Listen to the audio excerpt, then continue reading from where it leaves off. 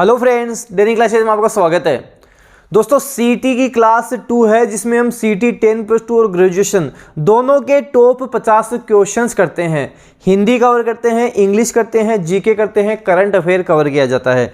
Daily के top 50 प्रश्न हम कवर करेंगे, एग्जाम तक हम कवर करेंगे।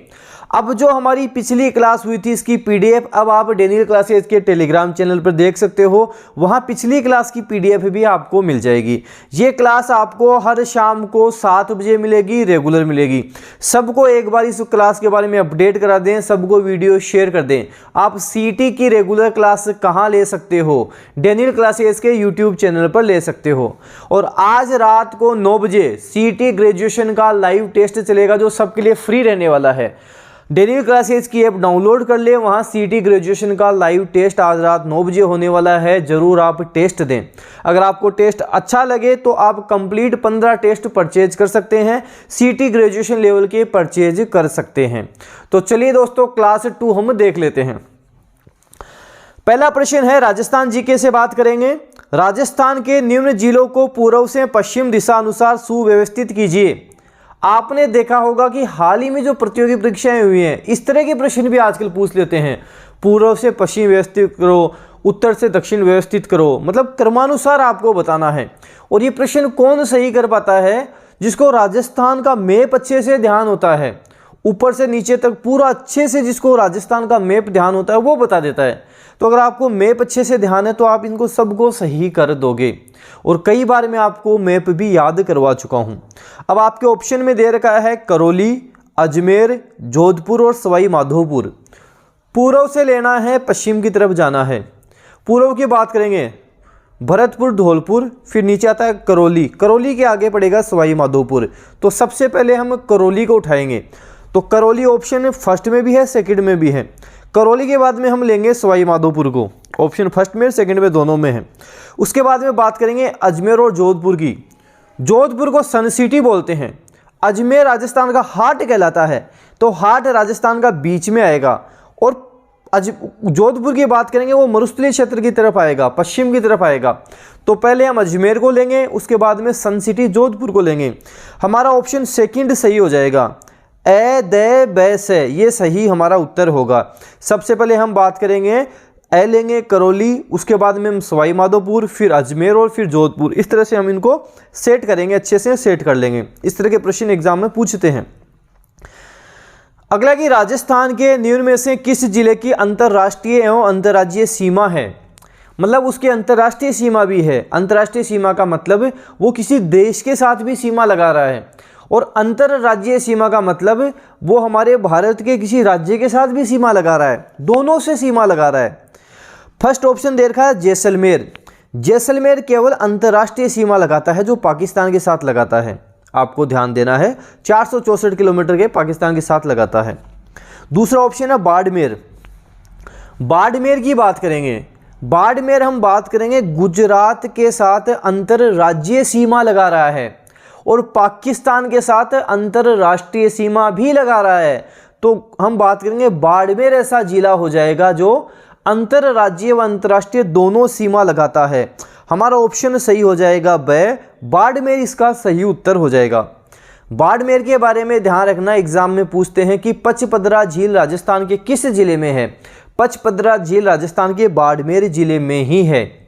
एक प्रश्न कई बार पूछा जाता है कि मांगणियार व लंगा लोक गायकी कहाँ की है? तो ये जो मांगणियार व लंगा लोक गायकी है ये बाड़मेर की ही है। मल्लीनाथ जी पशु मेला कहाँ लगता है? मल्लीनाथ जी पशु मेला तिलवाड़ा बाड़मेर में लगता है, लूणी नदी के किनारे लगता है। तो ये सारी डिटेल आपको ध्यान रखनी है, सब एग्जाम में पूछी जाती हैं। सीटी के लिए क्लास देख सकते हो, सीटी 10+2, ग्रेजुएशन के लिए देख सकते हो, हाईकोर्ट एलडीसी के लिए देख सकते हो, ईओआरओ के लिए क्लास आप देख सकते हो। इसी तरह के प्रश्न आपको एग्जाम में मिलेंगे, सेम डिट्टो आपको एग्जाम में ये प्रश्न देखने को मिल जाएंगे। इसलिए बार बार बोलता हूँ इनको अच्छे से कवर करके जाओ। जो एक्स्ट्रा फैक्ट बता रहा हूँ उनको अच्छे से कवर करके जाओ। इन 50 प्रश्नों से लगभग आप 250 प्रश्न कवर करके जाओगे जब क्लास अच्छे से आप देखोगे। रेडक्लिफ रेखा का राजस्थान में विस्तार क्या है? देखो, जो हम पाकिस्तान के साथ 1070 किलोमीटर की अंतर्राष्ट्रीय सीमा बनाते हैं उसको रेडक्लिफ रेखा के नाम से जाना जाता है। सर रेडक्लिफ ने ये रेखा निर्धारित की थी, इसलिए इसे रेडक्लिफ रेखा बोलते हैं। पूछा गया कि ये रेडक्लिफ रेखा कहाँ से कहाँ तक फैली हुई है। 4 जिले अंतर्राष्ट्रीय सीमा बना रहे हैं, श्रीगंगानगर, बीकानेर, जैसलमेर और बाड़मेर। तो इस श्रीगंगानगर के हिंदुमल कोट से लेकर बाखासर बाड़मेर तक फैली हुई है।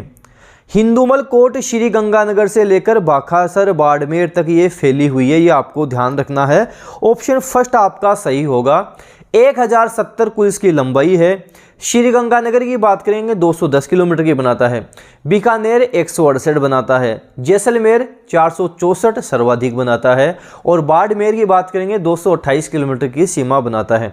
श्रीगंगानगर से सीमा शुरू हो जाती है। श्रीगंगानगर राजस्थान का उत्तरी बिंदु हो जाएगा। श्रीगंगानगर को राजस्थान का अन्न का कटोरा बोलते हैं। सर्वाधिक आंधियाँ भी श्रीगंगानगर में ही चलती हैं। बूढ़ा जोहड़ झील कहाँ है, कई बार पूछते हैं। बूढ़ा जोहड़ झील भी श्रीगंगानगर में ही है, आपको ध्यान रखना है। ये सारी चीज़ें आपको अच्छे से ध्यान रखनी है। अगला प्रश्न है कि राजस्थान के बारे में निम्न कथनों में से एक सही नहीं है। 4 कथन दे रखे हैं, एक बता रखा है कि एक इनमें से गलत है, एक कथन सही नहीं है।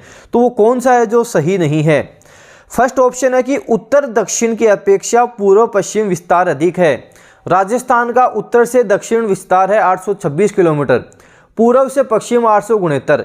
ये बोल रहा है कि उत्तर दक्षिण की अपेक्षा पूर्व पश्चिम विस्तार अधिक है। सही बात है, तो क्योंकि उत्तर दक्षिण में तो 826 ही है, पूर्व पश्चिम में 869 है, तो 869 ज़्यादा हो गया, ये तो सही है। अगला है कि उत्तर दक्षिण की अपेक्षा पूर्व पश्चिम विस्तार कम है। ये गलत है, पूर्व पश्चिम कम नहीं है, पूर्व पश्चिम तो ज़्यादा है, ये गलत हो जाएगा। अगला है कि इसकी कुल स्थल सीमा 6000 किलोमीटर से कम है। बिल्कुल कम है। कुल स्थलीय सीमा 5920 किलोमीटर है। कुल स्थलीय सीमा 5920 किलोमीटर है। 4850 तो अंतर्राज्यीय सीमा जो राज्यों के साथ लगती है, और 1070 अंतर्राष्ट्रीय सीमा जो हमें पाकिस्तान के साथ लगाते हैं। तो कुल 5920 6000 से तो कम ही है।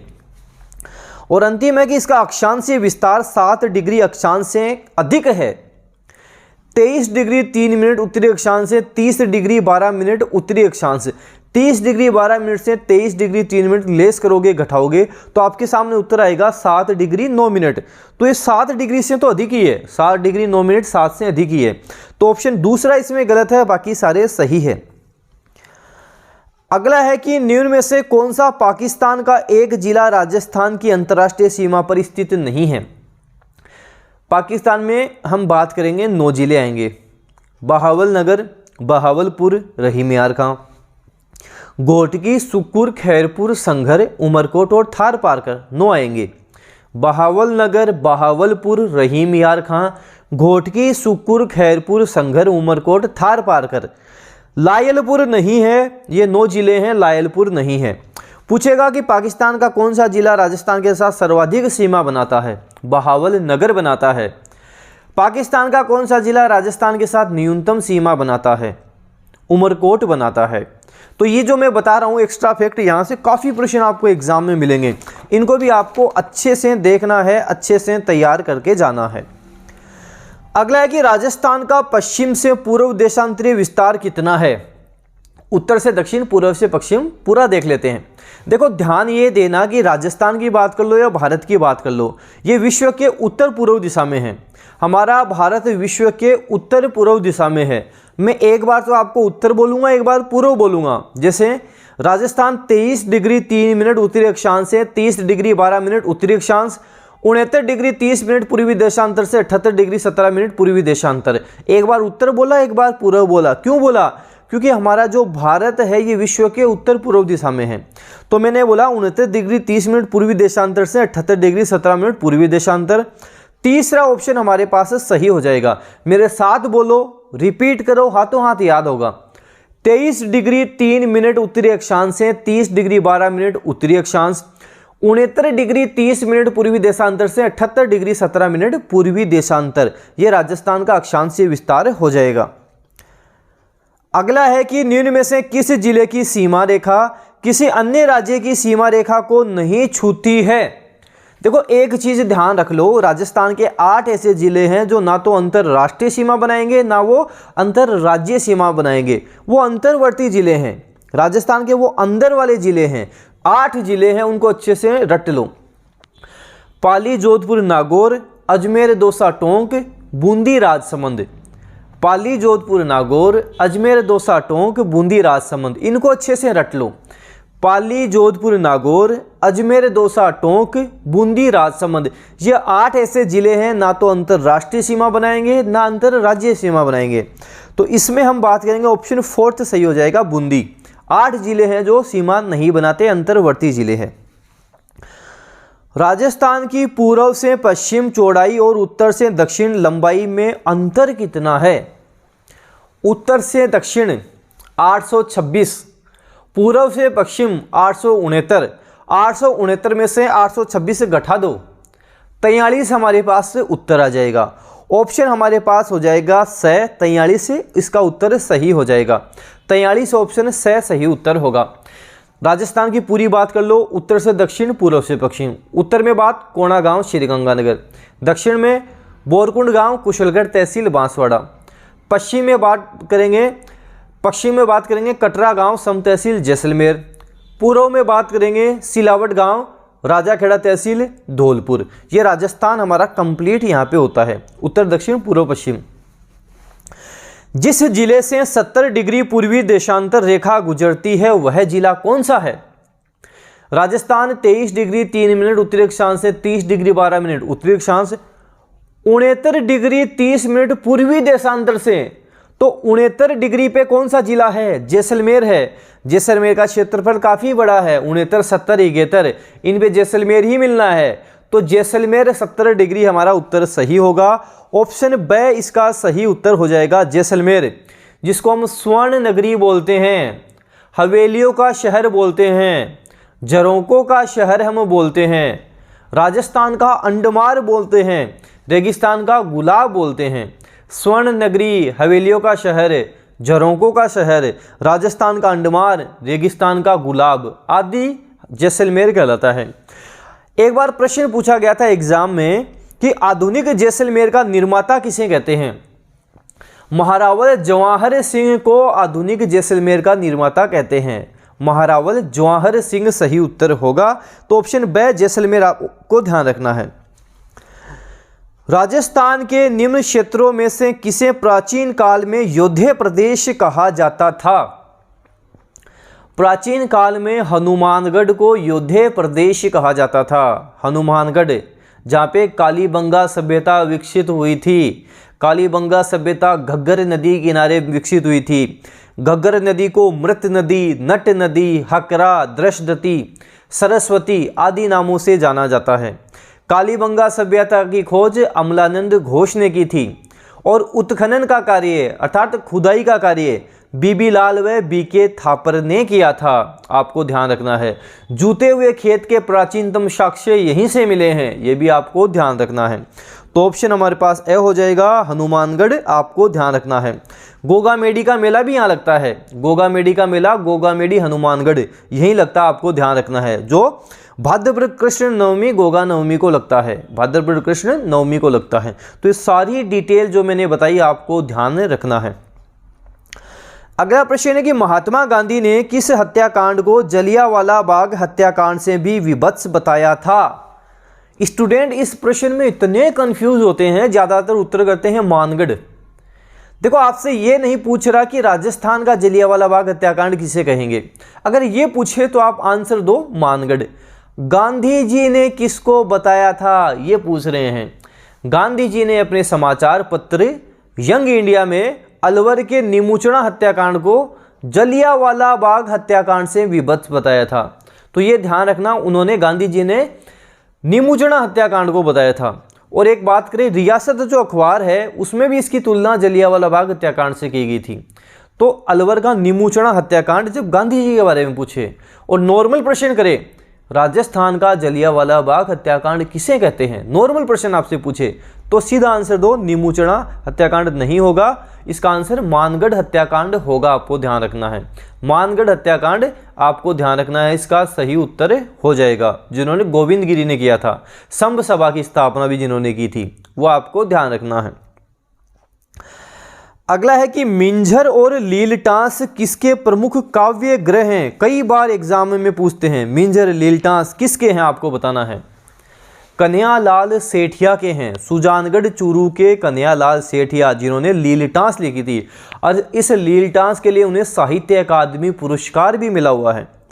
देखो, साहित्य अकादमी पुरस्कार के बारे में एक चीज़ ध्यान रखना, ये जो साहित्य अकादमी पुरस्कार है साहित्य क्षेत्र में दिया जाता है और कुल 24 भाषाओं में दिया जाता है, और इस 24 भाषाओं में राजस्थानी भी एक भाषा है, जिसको 1974 में राजस्थानी भाषा को भी जोड़ लिया गया था। साहित्य अकादमी पुरस्कार में 1 लाख रुपए पुरस्कार के रूप में दिए जाते हैं। जब 1974 में जोड़ा गया था तो 1974 में राजस्थानी के लिए सर्वप्रथम 1974 में बात करें, विजयदान देथा को बातारी फुलवारी भाग 10 के लिए साहित्य अकादमी पुरस्कार मिला था। किसे मिला था?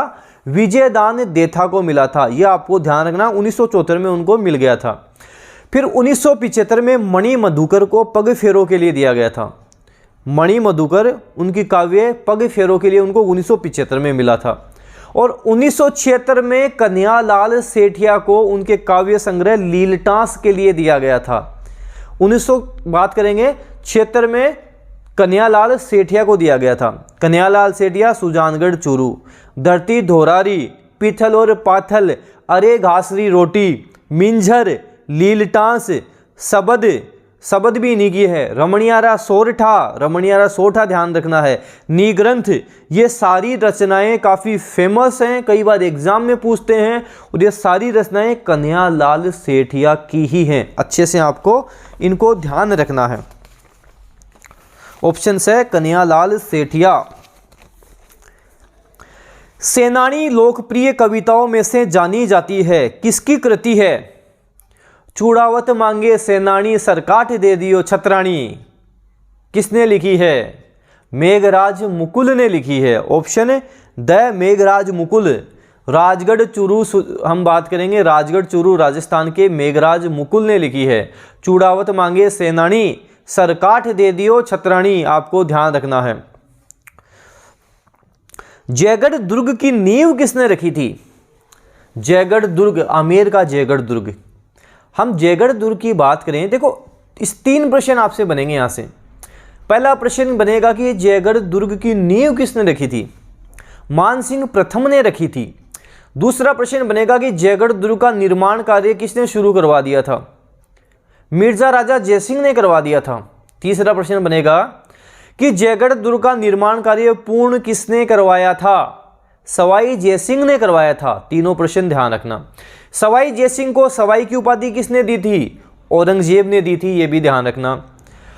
हवा महल की बात करें, हवा महल का निर्माण किसने करवाया? सवाई प्रताप सिंह ने करवाया था।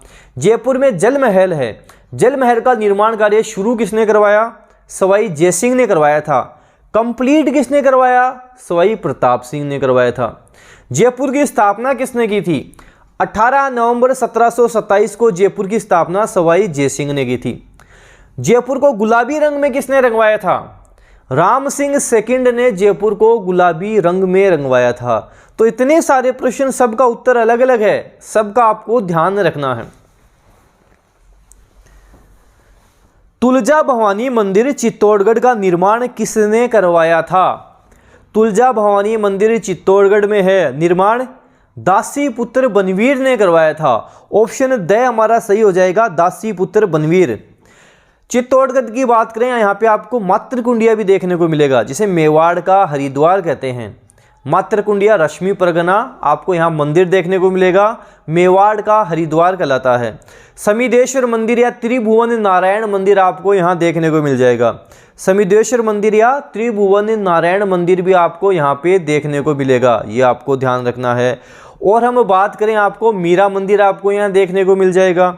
मीरा मंदिर के सामने इनके गुरु रैदास की छतरी भी बनी हुई है। सतबीस देवरी आप यहाँ पर देख सकते हो, सतबीस देवरी देखने को मिलेगा। कालका माता मंदिर आपको देखने को मिल जाएगा। तो काफ़ी चीज़ें हैं जो आप यहाँ देख सकते हो। यहाँ पे चित्तौड़गढ़ में काफ़ी चीज़ें आपको देखने को, काफ़ी मंदिर देखने को मिल जाएंगे। श्रृंगार चौरी की बात कर लो, सांवलिया सेठ के मंदिर की बात कर लो। और चित्तौड़गढ़ से आपके एग्जाम में भी काफ़ी बार प्रश्न बनते हैं, इसलिए काफ़ी इंपॉर्टेंट आपके लिए हो जाता है, ध्यान आपको रखना है। स्थावर का विलोम शब्द है, अब हिंदी के बारे में बात करेंगे। स्थावर का विलोम शब्द जंगम हो जाएगा। स्थावर का विलोम शब्द क्या होगा? जंगम हो जाएगा। जंगम स्थावर का विलोम शब्द होगा। अच्छे से रट लो, कई बार पूछा गया है। सचल का अचल होता है, चंचल का स्थिर होता है, जड़ का चेतन होता है और जंगम स्थावर आपको ध्यान रखना है। अगला है कि अभिज्ञ विलोम शब्द है। अभिज्ञ, अनभिज्ञ या अज्ञ। अभिज्ञ का अनभिज्ञ या अज्ञ होगा। अभिज्ञ का अनभिज्ञ या अज्ञ करना है। दोस्तों मैं आपको बता रहा हूँ, ये जो आपकी क्लास चल रही है, आपके एग्जाम तक रेगुलर क्लास चलेगी, लेकिन तभी चलेगी जब आप वीडियो जितना ज़्यादा हो सकेगा शेयर करोगे। सबको वीडियो आप शेयर करोगे तभी आपकी मैं रेगुलर क्लास रखूँगा। और मैं आपको बता रहा हूँ, इनको अच्छे से आप कर गए, Hindi, English, GK, current affair, आप यहाँ एग्जाम में मात नहीं खाओगे, यहाँ अच्छा स्कोर करके आओगे, दी बेस्ट स्कोर करके आओगे। एग्जाम तक आपकी क्लास में कंटिन्यू रखूंगा, बस आप वीडियो शेयर जरूर करें। सबको पता तो लगना चाहिए कि सीईटी की क्लास कहाँ हो रही है। सीईटी 10+2 और ग्रेजुएशन की क्लास आप कहाँ ले सकते हैं? डेनियल क्लासेस यूट्यूब चैनल पर ले सकते हैं। गरिमा का विलोम शब्द है। गरिमा का विलोम शब्द लघिमा हो जाएगा। गरिमा, लघिमा, साथ साथ बोलो, रिपीट करो, हाथों हाथ याद हो जाएगा। गरिमा का लघिमा होगा। गरिमा, लघिमा, गरिमा, लघिमा, गरिमा, लघिमा हो जाएगा। उर्वर का विलोम शब्द है। उर्वर हम उपजाऊ को बोलते हैं। उर्वर, उपजाऊ, उसर हो जाएगा। उसर या बंजर भूमि जिसे हम बोलते हैं। तो ऑप्शन 4 हो जाएगा। उसर या बंजर हम बोल सकते हैं। उर्वर का उसर। अभ्युदय में कौन सी संधि है? अभ्युदय में कौन सी संधि है? कई बार बोलता हूं, जहां आधे आधे शब्द देखने को मिलते हैं। अभ्युदय, अभ्यर्थी, कौन सी संधि है? यण स्वर संधि है। अभि प्लस उदय, अभ्युदय, यवर वाली संधि, यण यहाँ पे संधि आपको देखने को मिलेगी। अभि प्लस उदय, अभ्युदय यहाँ पे बन जाएगा। सदैव में कौन सी संधि है? सदा प्लस एव बराबर सदैव। अया के बाद में ए आई है तो उसका ऐ हो जाता है, उसमें वृद्धि हो जाती है, तो वृद्धि स्वर संधि हो जाएगी। सदा प्लस एव बराबर सदैव बनेगा। अया के बाद में ए आई है तो ऐ, अया के बाद में ओ औ आए तो औ हो जाता है, बड़ा हो जाता है, वृद्धि हो जाती है, वृद्धि स्वर संधि हो जाएगी। भाग्योदय में कौन सी संधि है? भाग्य प्लस उदय बराबर भाग्योदय। अया के बाद में उ आए तो ओ, अया के बाद में उ आए तो ओ होगा। अया के बाद में ई आए तो ए होगा, उ आए तो ओ होगा। भाग्य प्लस उदय, भाग्योदय।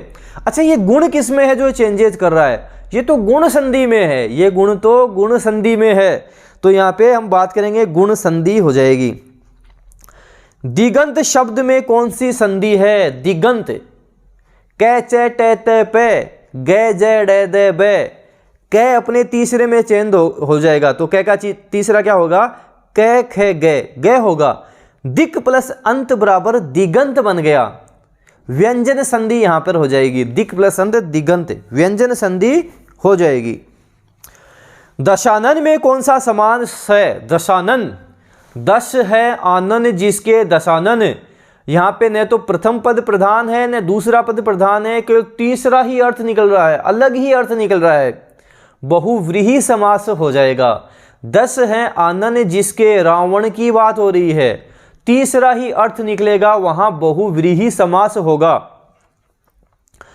आप बीती में कौन सा समास है? आप बीती, दूसरा पद प्रधान होता है। आप बीती, अपने पर बीती हुई। आप बीती मतलब अपने को पर बीती हुई। कर्ता ने क्रम को करण से, संप्रदान के लिए अपादान से, संबंध काके की अधिकरण में पर, अपने पर, तो अधिकरण तत्पुरुष समास यहां हो जाएगा। ऑप्शन 4 अधिकरण तत्पुरुष समास।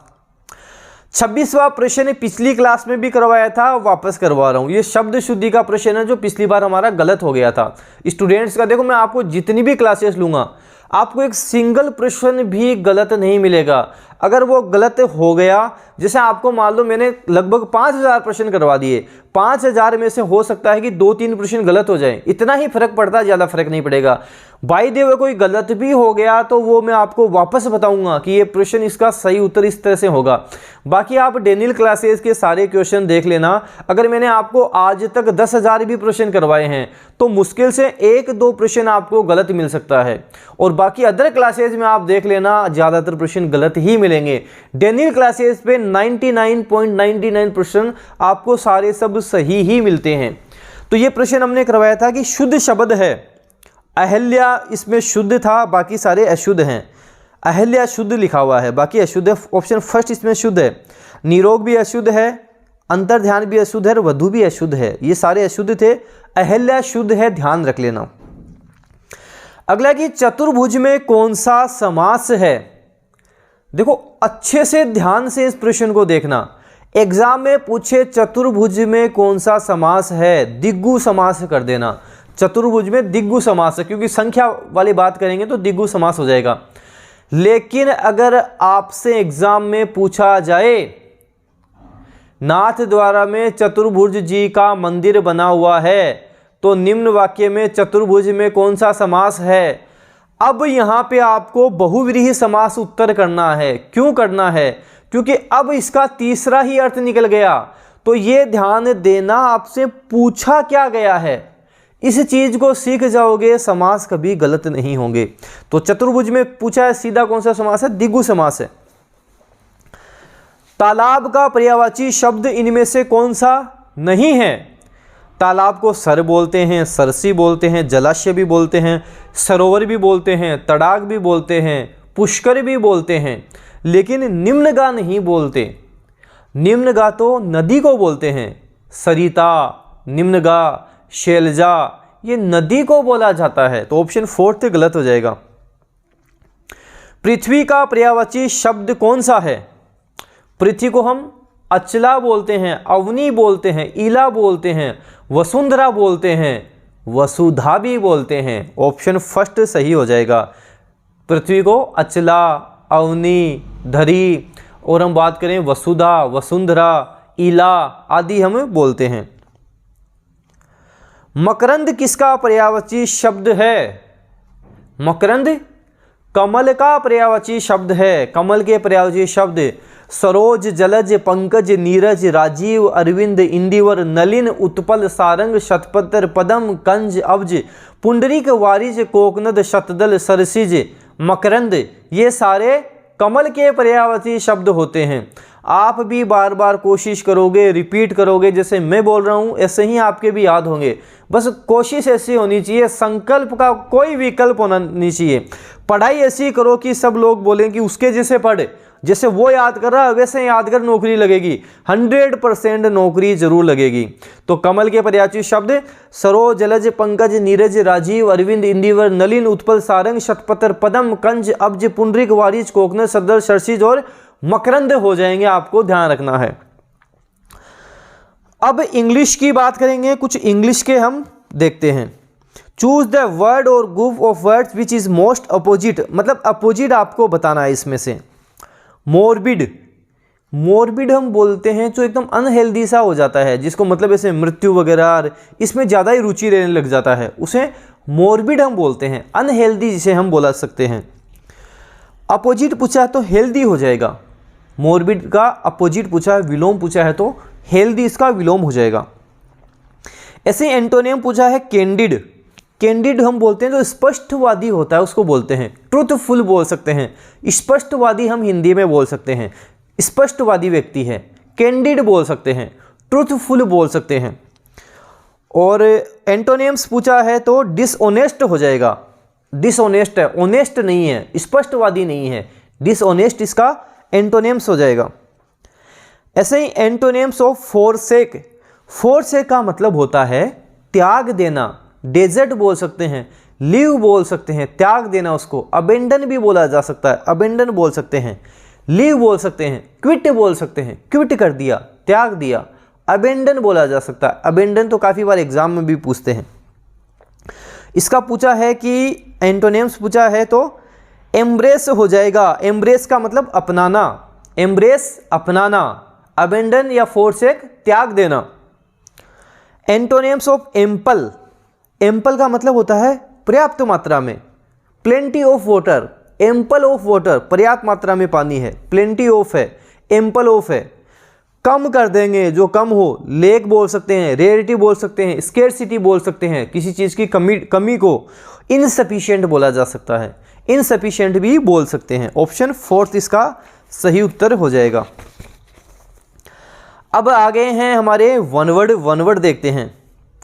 ए doctor who specialises in disease of the nose, जो नाक का स्पेशलाइजिस्ट डॉक्टर होता है उसे क्या बोलेंगे?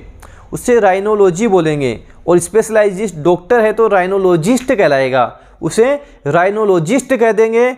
और हम बात करें स्पेशलाइजेस है तो राइनोलॉजी उसे हम कहेंगे।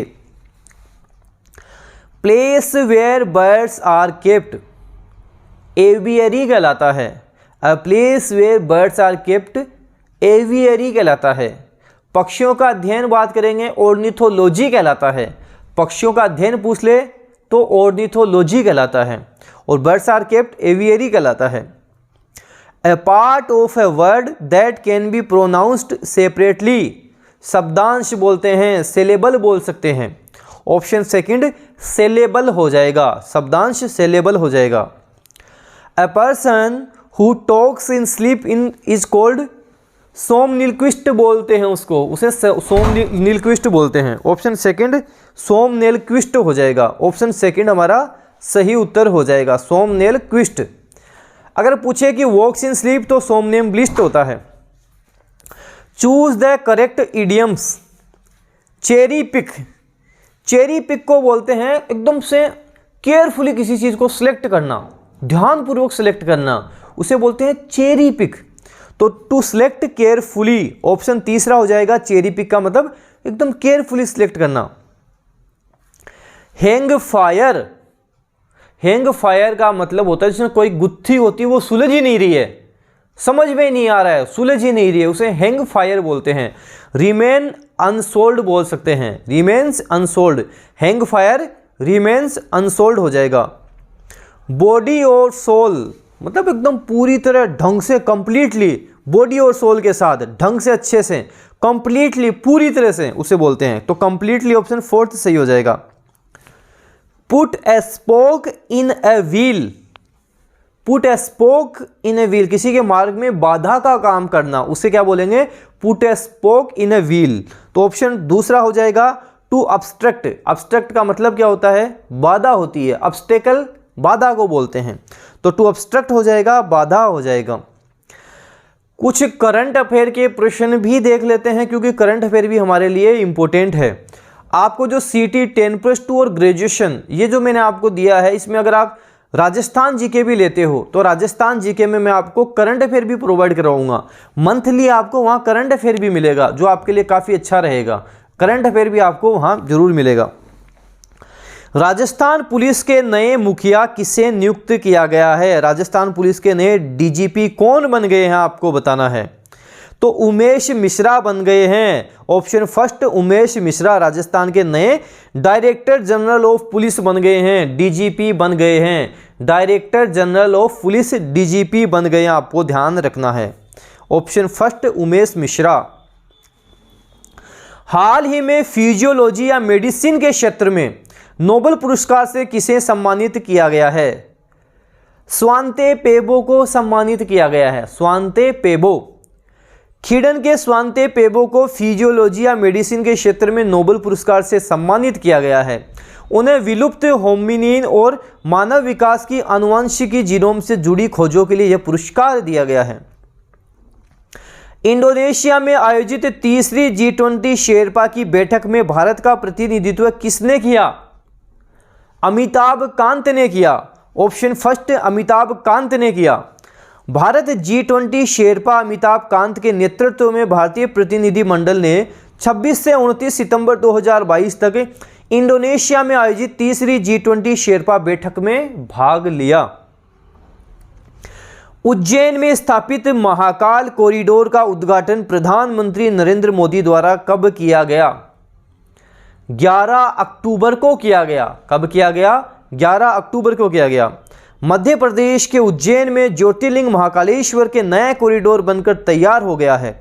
इस नया कॉरिडोर का उद्घाटन 11 अक्टूबर को प्रधानमंत्री नरेंद्र मोदी द्वारा किया गया। उज्जैन में बन रहे कॉरिडोर का आकार काशी विश्वनाथ मंदिर से करीब 4 गुना बड़ा है। अडानी ग्रीन एनर्जी लिमिटेड ने हाल ही में किस स्थान पर दुनिया का सबसे बड़ा पवन सौर ऊर्जा संयंत्र चालू किया है? जैसलमेर में किया है। स्वर्ण नगरी जैसलमेर में किया है। अडानी ग्रीन एनर्जी लिमिटेड ने राजस्थान के जैसलमेर में दुनिया का सबसे बड़ा पवन सौर ऊर्जा संयंत्र चालू किया। इस परियोजना में 600 मेगावाट सौर और 150 मेगावाट पवन संयंत्र शामिल हैं। हाल ही में जारी ग्लोबल इनोवेशन इंडेक्स 2022 में भारत की रैंक क्या है? यहाँ भारत की 40वीं रैंक है। ऑप्शन बी 40वीं रैंक भारत की हो जाएगी। जिनेवा स्थित विश्व बौद्धिक संपदा संगठन की एक रिपोर्ट के अनुसार भारत ग्लोबल इनोवेशन इंडेक्स 2022 में 6 पायदान उछलकर 40वें स्थान पर पहुंच गया है। प्रतिवर्ष विश्व शिक्षक दिवस कब मनाया जाता है? विश्व शिक्षक दिवस 5 अक्टूबर को मनाया जाता है। ऑप्शन है 5 अक्टूबर। विश्व शिक्षक दिवस, जिसे अंतर्राष्ट्रीय शिक्षक दिवस भी कहा जाता है, हर साल 5 अक्टूबर को मनाया जाता है। यह शिक्षकों को छात्रों के प्रति उनके योगदान को चिन्हित करने, धन्यवाद देने और सम्मान देने का एक दिन है। 2022 में थीम की बात करेंगे, the transformation of education begins with teachers, इसकी थीम हो जाएगी। और अंतिम प्रश्न हमारे पास, हाल ही में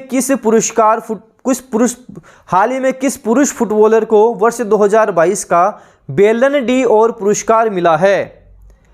करीम बेंजेमा को मिला है। किसको मिला है? करीम बेंजेमा को मिला है। तो हम बात करें आपकी सीईटी क्लास 2 टॉप 50 प्रश्न देख लिए। इन 50 प्रश्नों से लगभग मैं आपको 200-250 प्रश्न एक्स्ट्रा फैक्ट के साथ करवा चुका हूं। तो ये सारी क्लास अच्छे से आप देखोगे, काफ़ी अच्छा आपके नॉलेज रहेगा। सीईटी 10+2 या ग्रेजुएशन की आपको टेस्ट सीरीज ज्वाइन करनी है, डेनियल क्लासेस की ऐप पर जाएं, वहां पे आपको टेस्ट सीरीज मिल जाएगी।